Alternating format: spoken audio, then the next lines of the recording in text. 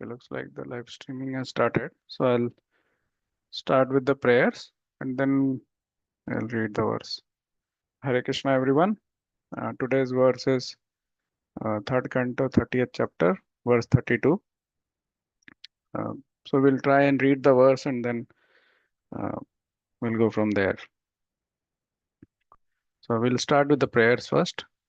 Om Ajnanatimirandasya Jnananjanashalakaya Chakshurunmilitam Yena Tasmai Shri Gurave Namah Shri Chaitanya Manavishtam Sthapitam Yena Bhutale Swayam Rupa Kadamayam Dadati Swapadantikam Vandeyam Shri Guru Shetapadakamlam Shri Vaishnavamscha Shri Rupam Sagrajatam Sagan Raghunathanvitam Tam Sajivam Sadvaitam Savadhutam Parijan Sahitam Krishna Chaitanya Devam Shri Radha Krishna Padan Sagana Lalita Shri Vishakhanutam Cha He Krishna Karuna Sindhu Dinabandhu Jagatpate Gopesha Gopika Kanta Radha Kanta Namostute Tapta Kanchana Gaurangi Radhe Vrindavaneshwari Vishvanusute Devi Pranamami Hari Priye Vanchakalpatarubhasya Cha Kripa Sindhu Vaivacha Patitanam Pavanebhyo Vaishnavebhyo Namo Namah.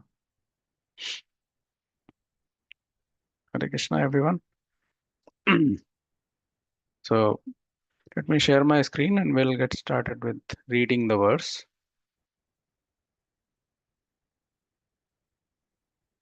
Sharing, share.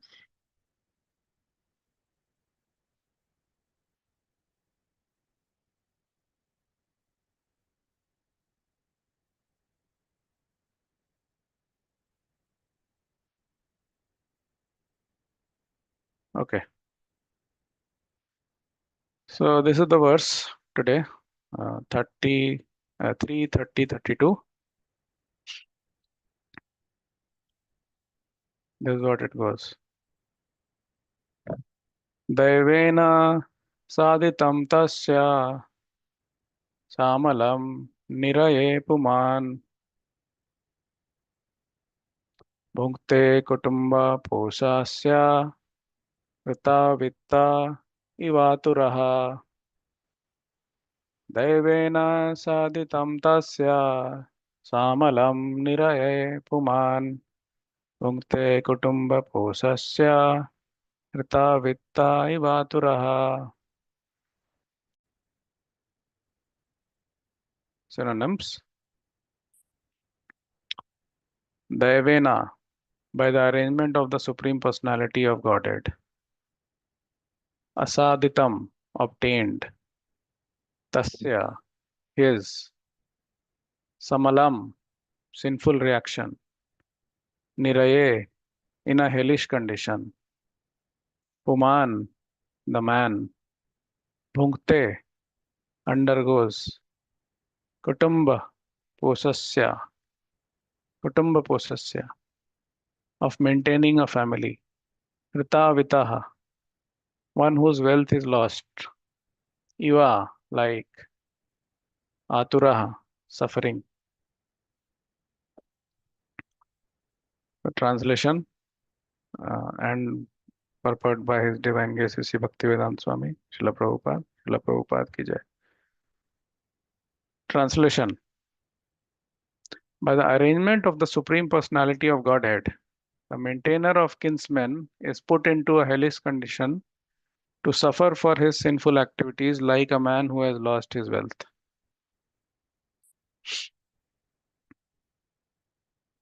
Purport.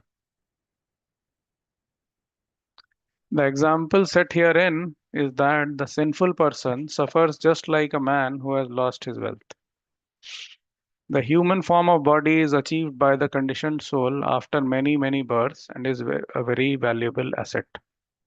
Instead, instead of utilizing his life to get liberation, if one uses it simply for the purpose of maintaining his so-called family and therefore foolish and performs foolish and unauthorized action, he is compared to a man who has lost his wealth and who upon losing it laments.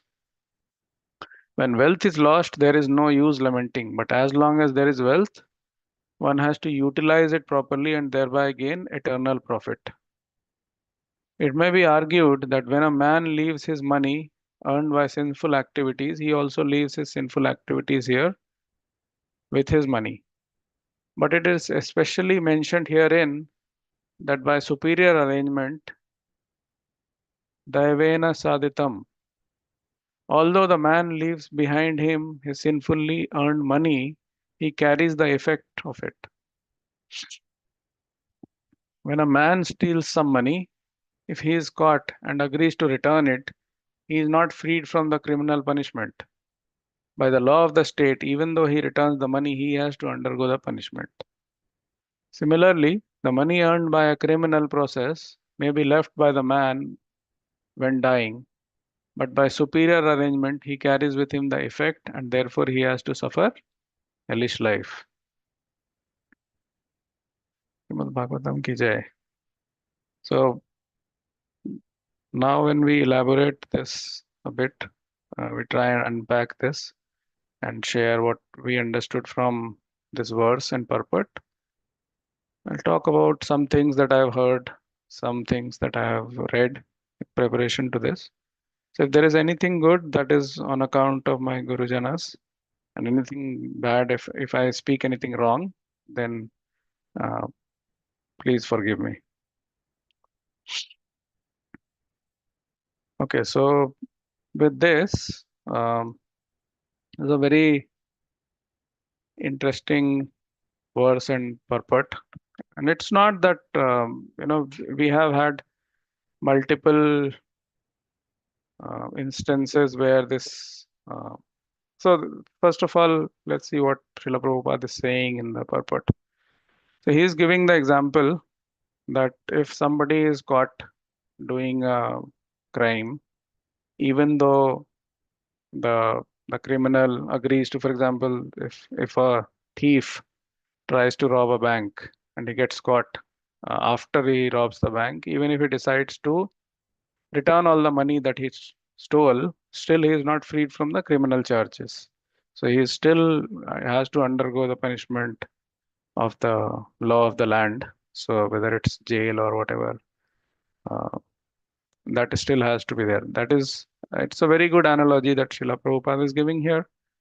Um, saying that just like a sinful person suffers, like he is giving example of sinful persons, just like a man who has lost his wealth. So it's not that just by losing wealth, um, a person's suffering gets over. If the activities by utilizing the wealth were sinful, the effects will still remain. Um, when I read this, two thoughts came to my mind. Um, first of all, first of all, and in one of the lectures also, um, Ramapad Maharaj was talking about it.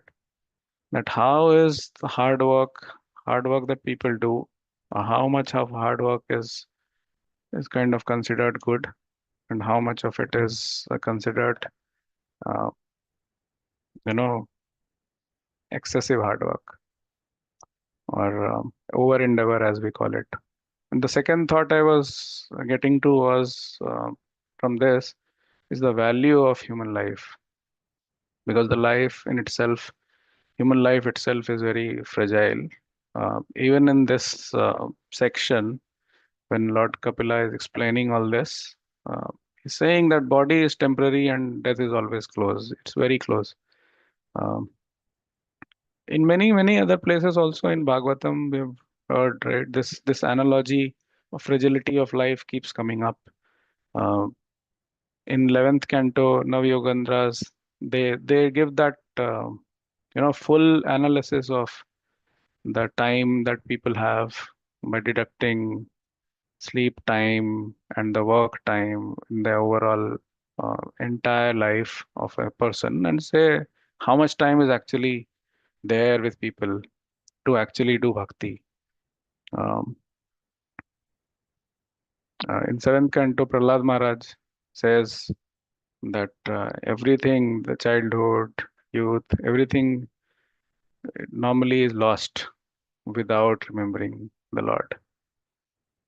So, I'll just uh, try and read what, uh, or try and, just unpack the value or the time that we have for bhakti and the urgency which is required in bhakti. I mean, when I prepare for some of these sessions, it's more of a reflection time for me.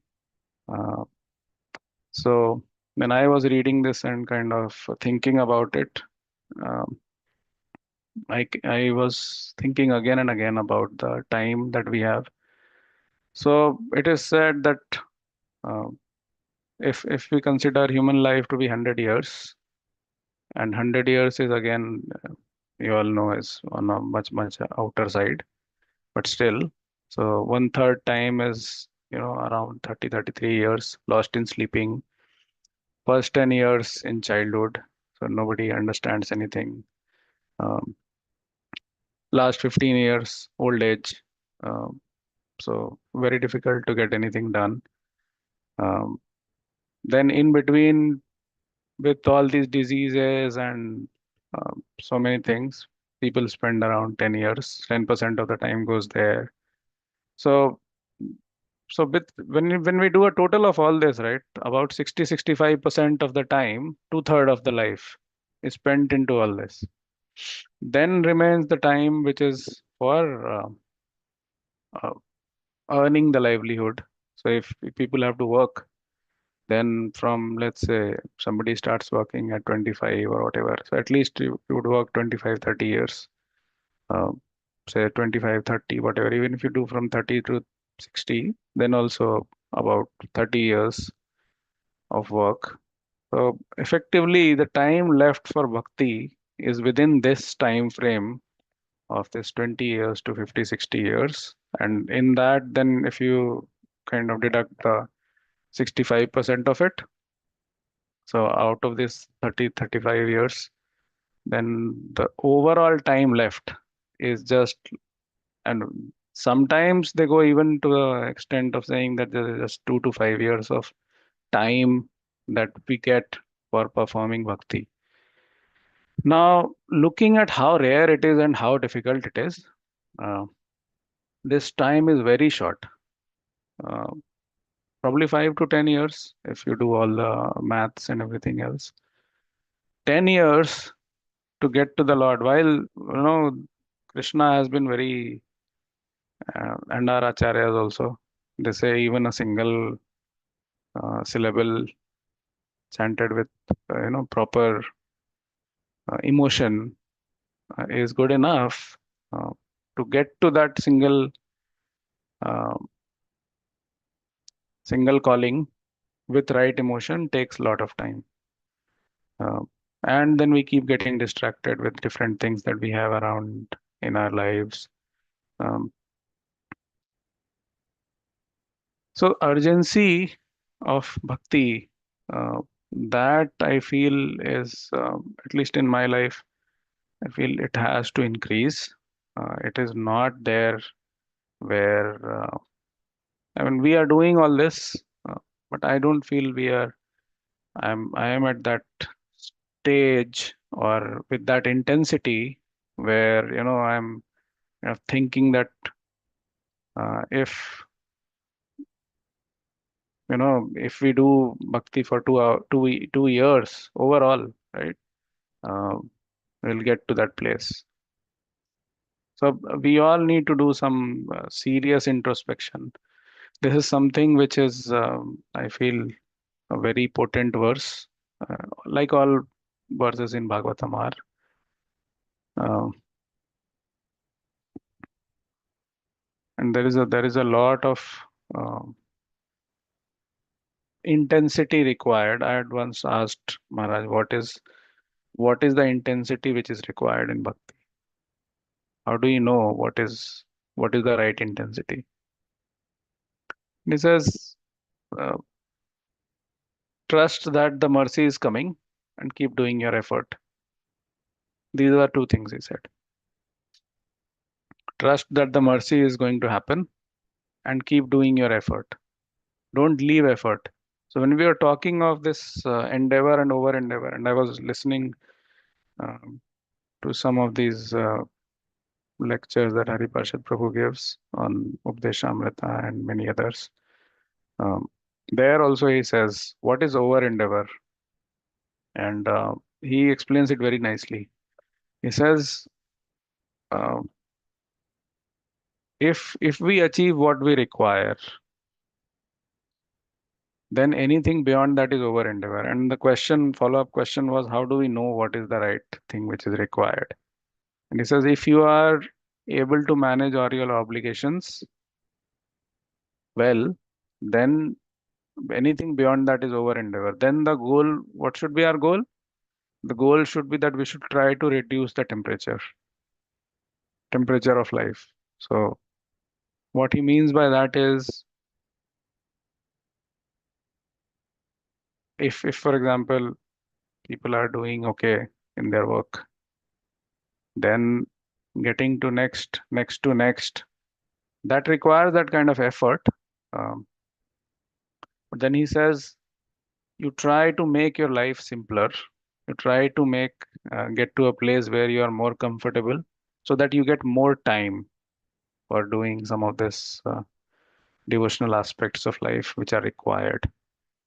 So that is what he means by reducing the temperature.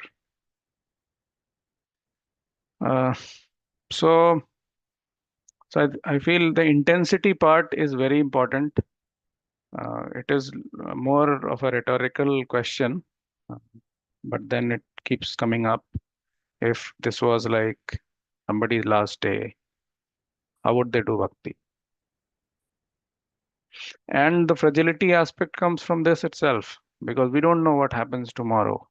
Things change in a fraction of seconds. Things change just like that. So if we are not paying enough attention, uh, and if we are not focused on it with intensity, then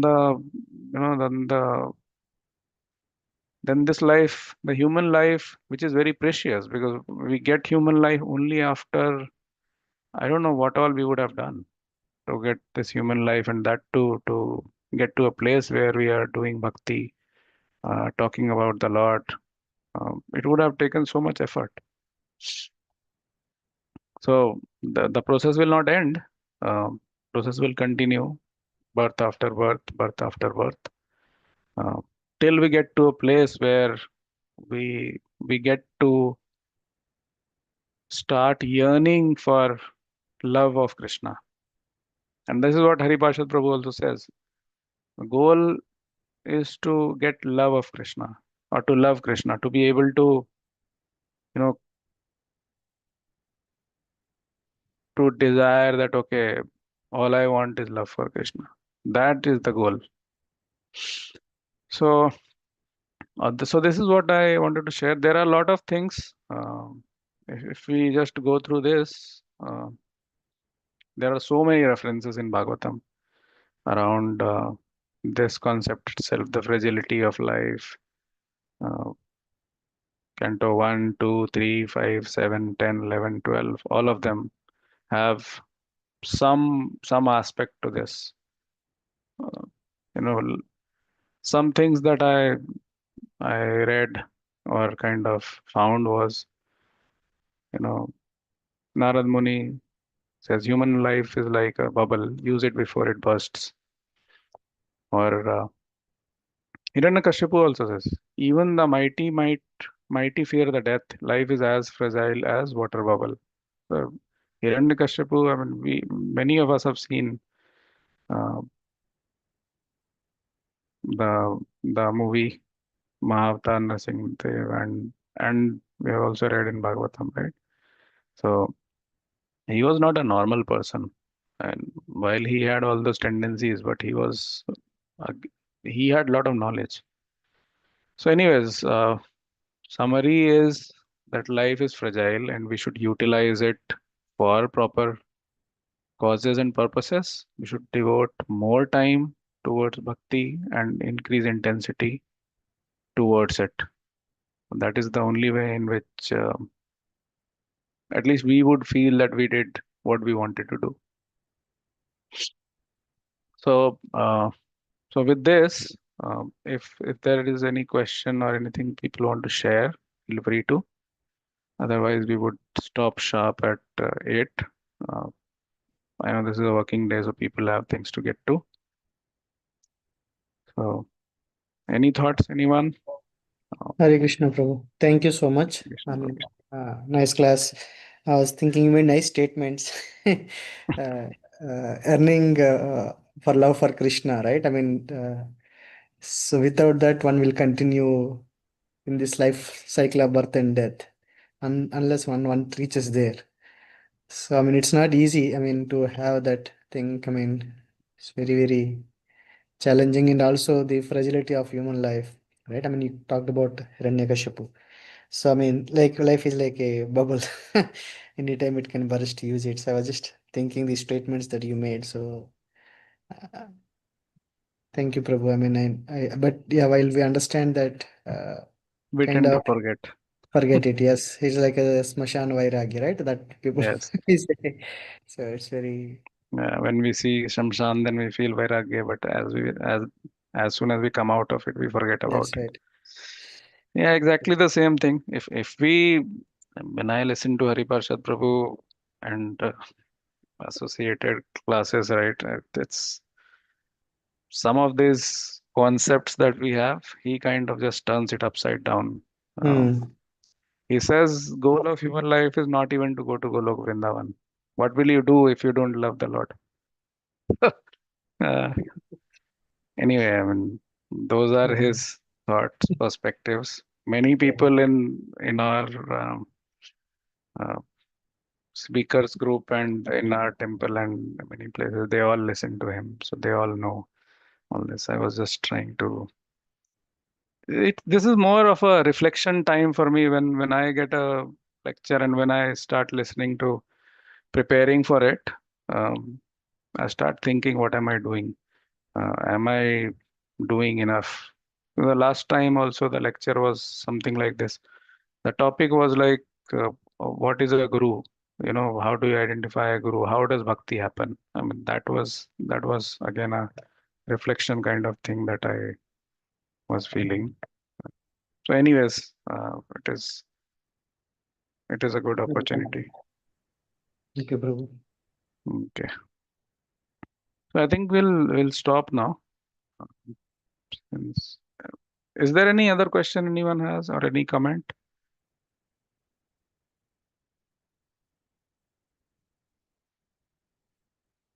Okay. So I think we are good to um, Yes, wind up Prabhu. the Thank call for you. now and Thank continue in our bhakti as we can. So vanchakalptarusha kripa sindhuvaivacha patitanam pavanebhyo vaishnavebhyo Ananta Koti Vaishnav Vrinda ki jai. Jai Srila Prabhupada ki jai. Hare Krishna everyone. Wonderful day you. ahead.